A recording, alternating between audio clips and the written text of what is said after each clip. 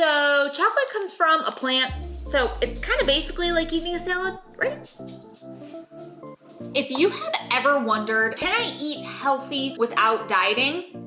Buckle up, gorgeous, because that is exactly what we are going to go over in this video. As an intuitive eating, non-diet dietitian, I get asked this question, honestly, pretty much on the daily. So today, I'm not only going to explain to you how, yes, you can eat healthy without dieting, I'm also gonna show you, yes, you've got a full day of eating coming at you today. Now, remember you guys, these full days of eatings that I do here that you see on my channel are not meant to tell you what to eat or how to eat, but more so to explain the why behind my food choices. Now, intuitive eating and quote unquote food freedom, they always get portrayed on social media with photos of donuts and pizza and cookies. And while yes, I do enjoy those things, that is definitely not the majority of what I eat. So we are gonna go through today and I'm gonna explain it all to you as we go. Now, before we jump on into it, I also just want to say that being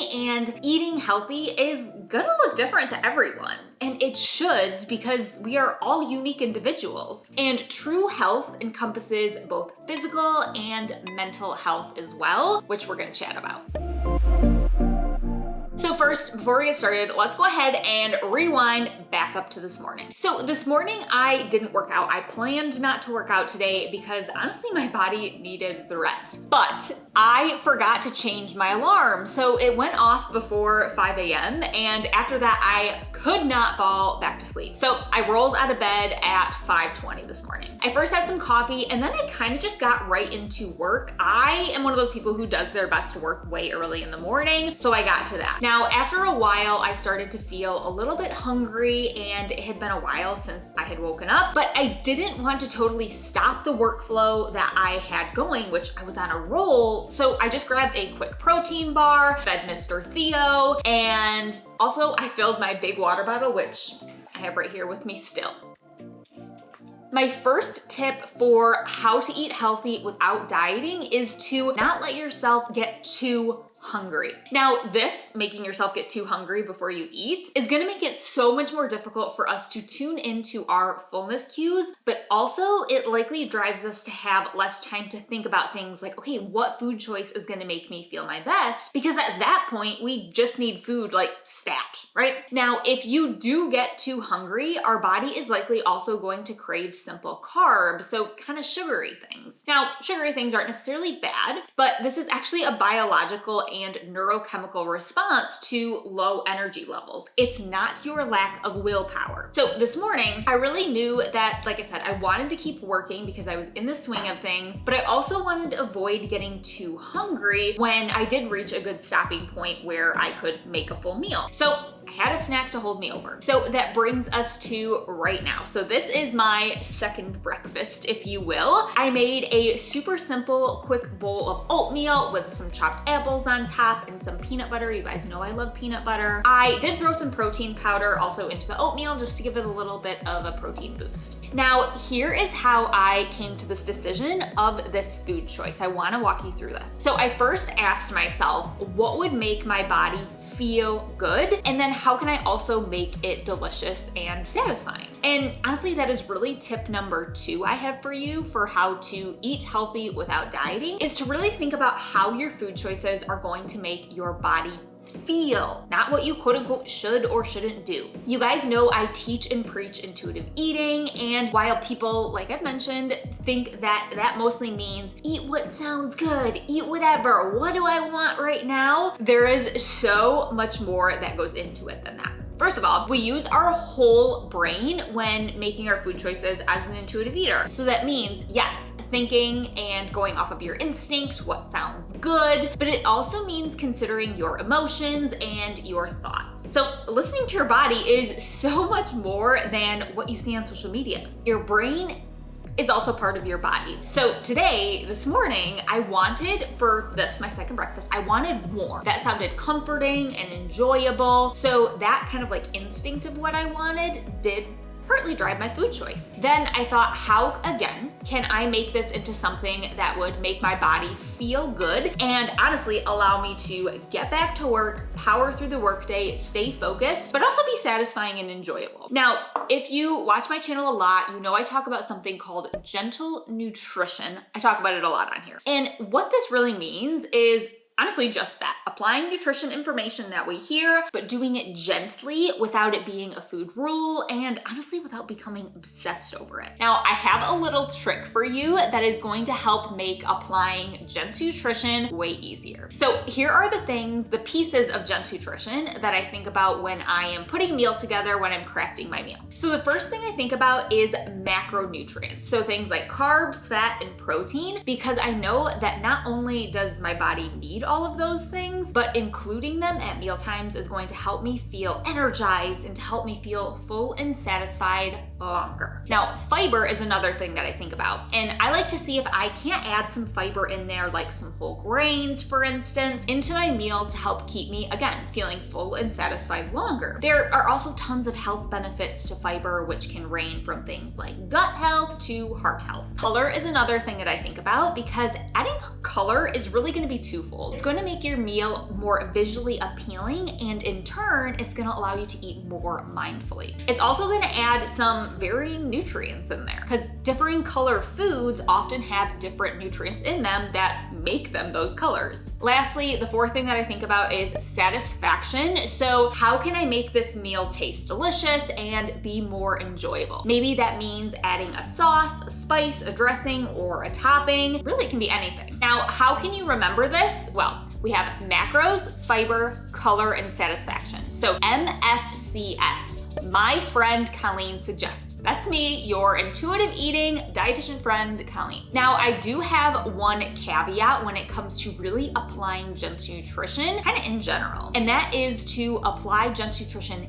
if it will not largely take away from your satisfaction. So for me right now, all of this honestly sounds just fine. So sure, I'm gonna apply more of those gentle nutrition pieces, but if it would take away from it, like maybe I, for instance, just really wanted a bowl of Fruit Loops, let's say. Maybe I could hit some of those pieces, like maybe I would, I don't know, add some whole milk in there, which is gonna give me a protein boost, give me some fat to really round out that micronutrient category. But I'm ultimately going to follow my craving. Does that make sense? For instance, like having bran flakes instead of the Fruity Loops, that definitely would impact my satisfaction. So I am not going to apply the fiber aspect, let's say. Now, when it comes to eating, I want you to remember these words, okay? For the most part. Now, having a bowl of Fruit Loops with no actual fruit in sight absolutely can be part of a healthy eating pattern. Remember that first tip to think about how it's going to make your body feel? Well, eating Fruit Loops on the daily probably wouldn't make me feel super great. That fiber kind of might mess with my bowels a little bit, and my body, I know, doesn't typically feel its best when I don't consume fruits and veggies at many of my meals. So rather than saying I shouldn't have Fruit Loops every day, ask yourself, how would I feel eating Fruit Loops every day? Would it feel better if I had some more variety in there? Just noodle that for a little bit. So tip number 3 is really to not sacrifice your satisfaction and to implement gentle nutrition when it makes sense to you. Another quick example is my husband and I maybe say we go out for ice cream, and ordering the fruit sorbet over the, let's say, cake batter ice cream, that probably is gonna impact my satisfaction, and to me it just really doesn't make sense. Another example, maybe I'm going out to dinner and I'm wanting the chicken and waffles, let's say. I love chicken waffles. I'm probably not gonna order like the grilled chicken on it if I really want the like fried chicken and waffles experience, but maybe on busy weeknights where I'm kind of just like, I just need something for dinner, I'm eating less for that experience and more kind of for that nourishment aspect. So I'm probably gonna be more likely to pick, let's say, grilled chicken. Does that make sense? Okay, now that I've given you so far 3 tips to start off this video, and now my breakfast is cold. So I'm gonna go heat this up and I will get back to you guys the next time I eat.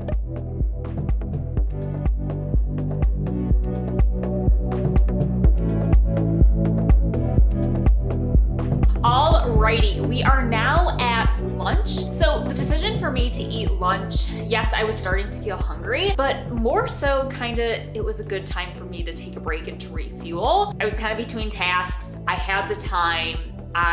It just made sense. So I had some leftover red curry noodles in the fridge that I knew I wanted to have because duh. So I then asked myself, will this make me feel good? Now, there was no protein in the noodles. There was not really any veggies. And I realized if I just ate the noodles, I'm probably gonna wanna take a nap after lunch and not get back to work. Now, this afternoon have 2 podcast episodes to record, and honestly, me wanting to nap isn't gonna be good for anyone. So what I did is I added some protein to it. There is already carbs in, obviously, the noodles. There's fat in there, and I actually added some just frozen microwave stir-fry veggies in there just to make it a little less heavy of a dish so that, like I said, I won't wanna take a nap after. Not that eating plain noodles is bad by any means, but that's just what my body was wanting and what would make me feel good. Now, these are also just regular lo mein noodles. They're not whole grain, which is absolutely okay. I made this curry a couple nights ago with these noodles because I don't really like brown rice noodles nearly as much as I like just regular noodles. Now, the veggies can provide some fiber, but I'm really not gonna worry about the whole grains aspect or the fiber necessarily for this meal. Now, remember, you do not have to implement all aspects of nutrition. You can pick and choose based on the meal, based on the day, whatever you want. Whatever feels good and matches that satisfaction. I am also going to add some cilantro on top and some sesame seeds solely for satisfaction. And it's just gonna kind of look nice because we do also eat with our eyes as well, and just makes it a little bit more enjoyable. Honestly, adding those isn't really too much of a nutritional benefit since the amount that I'm adding is pretty small, just kind of more for that look piece of it. So I'm going to go eat this and then get on with my afternoon full of podcast recording. Okay, I know that as I'm going through this also, how do you remember what pieces of nutrition Colleen was talking about? I have a free download for you at the end of this, so don't worry, I'm gonna give you a super easy, essentially cheat sheet that you can actually keep right on your phone. Okay, I'm gonna go eat. Noodles, guys, nothing hits the spot quite like noodles. Cilantro totally adds another level. So good.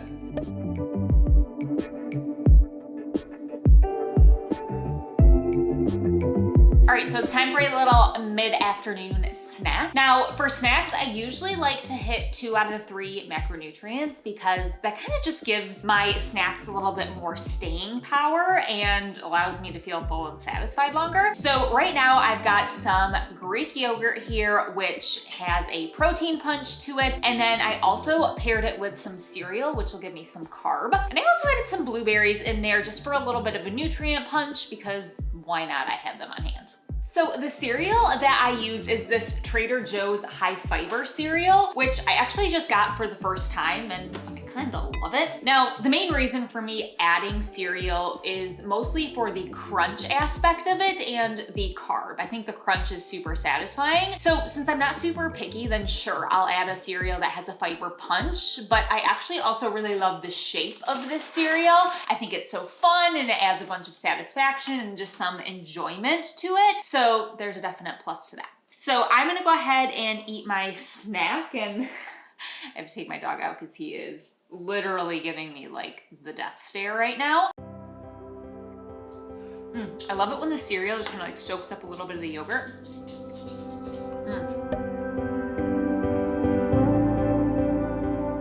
All right, guys, for dinner, I made my go-to, I don't wanna cook, but I gotta cook meal, which is my warm salad kit. It's honestly so easy, you guys. You just take any cabbage-based salad kit. I usually get a chopped one from Aldi, but this one I actually got from just a small grocery store by us because I forgot one. But like I said, any cabbage-based one's gonna work. They're usually like Asian inspired, but just saute the veggies in a pan, warm them up. Then I serve it with carb, which is rice, and protein, and today I used ground turkey. Then just add the toppings from the bag and you're good to go. I'll be honest with you guys, I did not really plan my meals super great today. So I just had leftovers for lunch, but they were kind of similar like my lunch and dinner. I don't find that to be the most satisfying thing. Usually I do like to have a little bit more variety of types of things that I have throughout the day, like cuisine, but sometimes you just gotta make it work. It's fine. Like I said, okay, now I'm gonna take this and learn from it for next week. Wasn't as satisfying, kind of having similar things. I'll make sure not to plan for that. Now for this one, I did use white rice here because kind of like with the noodles earlier, I don't love brown rice, so I don't pick that. Now, other things like bread or crackers, I usually do pick the whole grain over the white because they're just as satisfying to me, so why not? See how that implementation of Gentoo nutrition can differ? Okay, so now we are post dinner and I want something sweet. So I'm gonna dig into this candy bar that I got this past weekend.